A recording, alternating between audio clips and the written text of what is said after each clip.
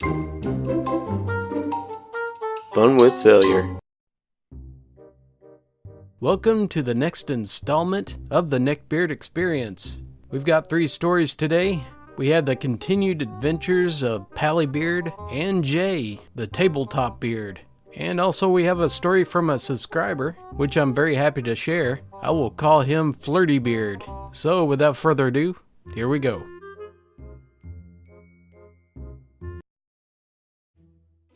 Here's a bit of backstory. I'm 16, and I'm a goth. Now keep in mind that I'm underage at this time. It was October, and I was at Target for the Halloween decor shopping with my mother and my younger brother.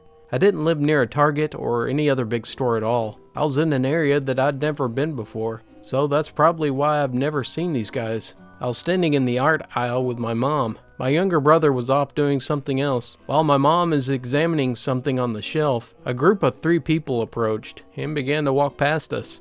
It was one older lady, maybe in her mid-40s, and 2 guys. They seemed a bit too old to be walking with their mother, but who knows. Anyways, this lady was with 2 men, both looking of the neckbeard variety. One was short and chubby, with a shirt of some anime woman on it, but he's irrelevant to this story. Then the other man was taller, slightly chubby, and he had a gray fedora on, and some plain long-sleeve shirt. As they were making their way past, I move over, to be polite and not stand in the way. The lady and the short dude just pass, but the fedora guy, he stops. He's about 5 or 6 feet away from me, and at this point, he's about 3 feet away from my mom, who's examining the shelf. This man stares at me for a solid 30 seconds. Then he blurts out, "Hi." And I, being a bit creeped out and being shy in nature, I quietly say, "Hi."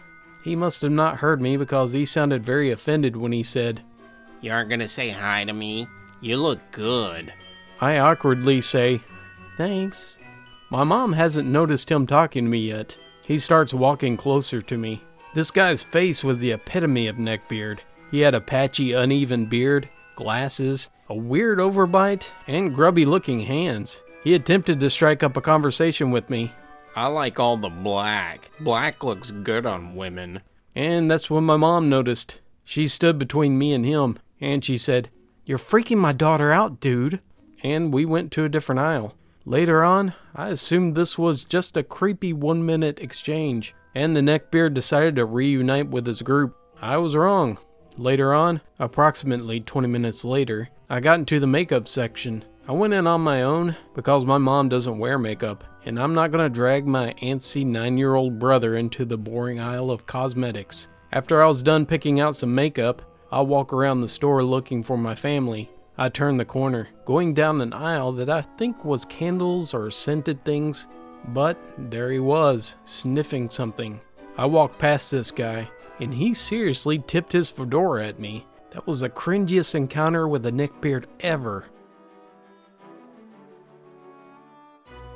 Welcome to the next installment of Palabeard, the Cringe Awakens. Let's go ahead and introduce the characters. Me, I'm 20 years old, and I'm constantly amazed with Palabeard's pure cringe factor.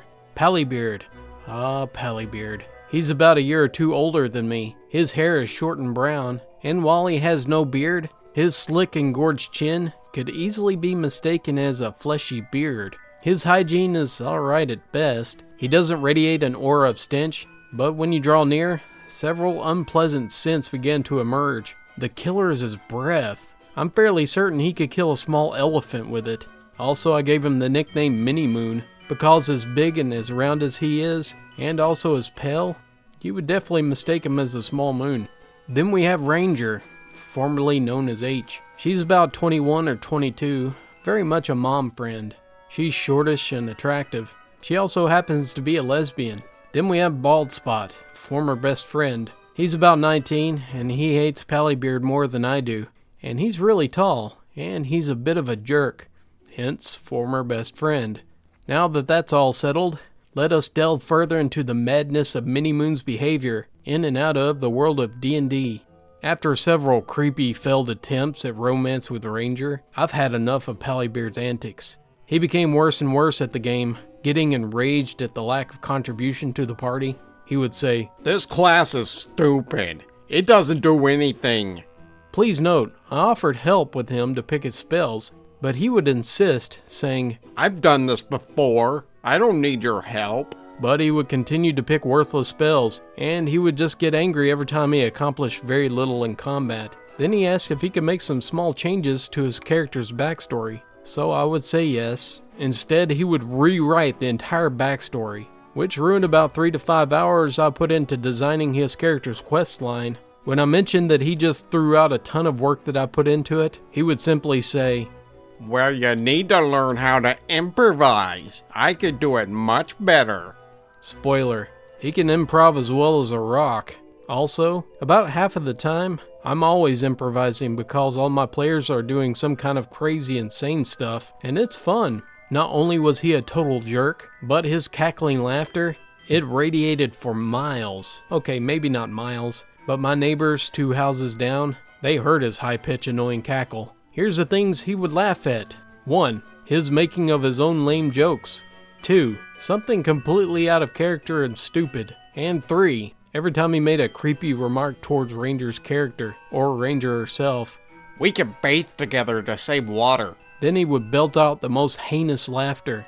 As I said though, I was getting pretty tired of it, and his rewriting of his backstory and insults turned me from a benevolent, loving god to an angry, vengeful jerk of a god. I told the party that Minnie Moon decided to wander off in the night, and that they later found the character's charred and ruined corpse, and Palabeard would say, That's stupid! That's completely unfair! And I would just say, go ahead and roll another character and make it less irritating next time.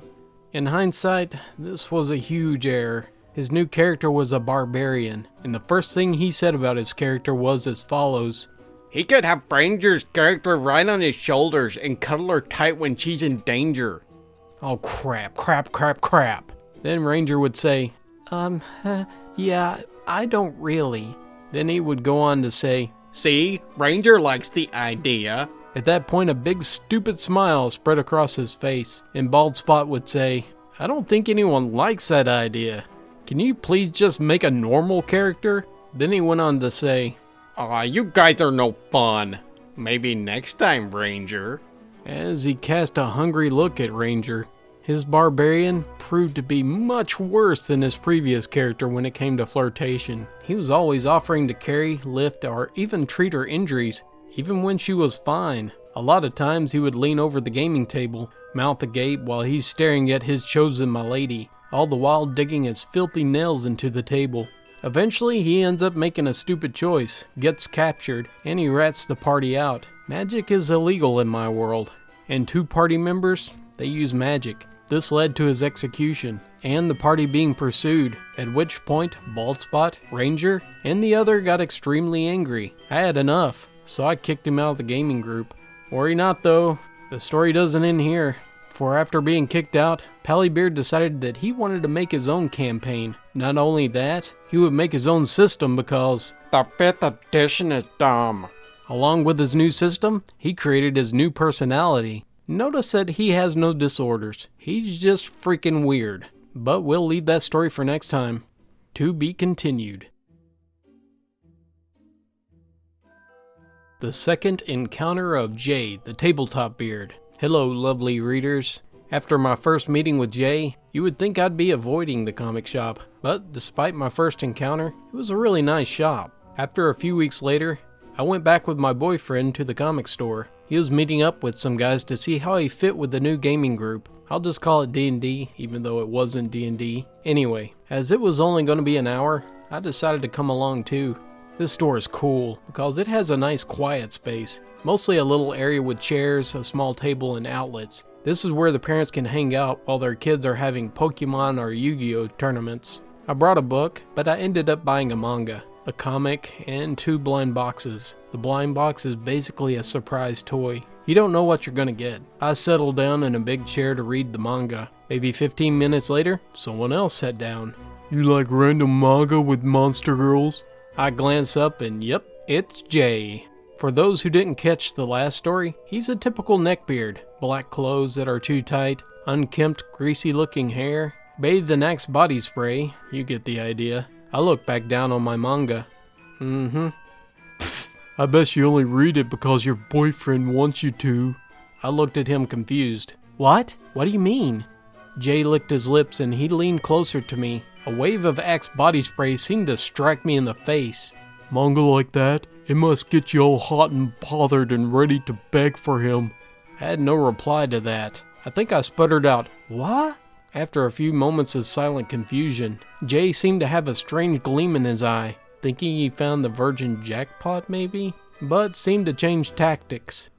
Manga like that teaches women to be submissive. See, I'm a feminist, so I know that stuff is bad. You should read something more positive for women, like Naruto, or Bleach, or Maid-sama. I wasn't sure how something with the word maid in it could be positive for women, but I went along with it and I said, "Okay, maybe, but I'm busy reading right now." I look back at my book, and Jay goes silent for a few minutes. Then I hear the bag rustling. I ignore it until he says, "You're like Tokidoki and Batman?" Yes, folks. Jay had picked up my bag of shopping and was currently looking through my 2 blind boxes. "Yes, I do. Now give me those back, please." And I held out my hands. Jay honestly looked like he wanted to open them very, very slowly. Then he gave them back to me. "Don't you want to open them now?" "I don't want to open them now. I plan to open them later at home," I answered, now tucking the blind boxes and comics into my bag. Jay went quiet again for a few minutes. "So where do you live?" I was done. This guy doesn't even know my name, but he just asked me where I live? I stood quickly. I grabbed my stuff and hurried right over to my boyfriend where he was gaming. I didn't say a word, but I sat as close to him as I could, without being in the way, for the rest of our time there. When we left, I told him that Jay made me feel nervous. My boyfriend laughed it off as me being a worrier and too anxious, but he didn't laugh after our next encounter. But we'll save that for next time. Thanks for joining me for the Neckbeard Experience. I'd like to thank those who allow me to read their stories from Reddit, and also a very special thank you to the one who submitted their story to me. And until next time, That's no moon. it's a Neckbeard.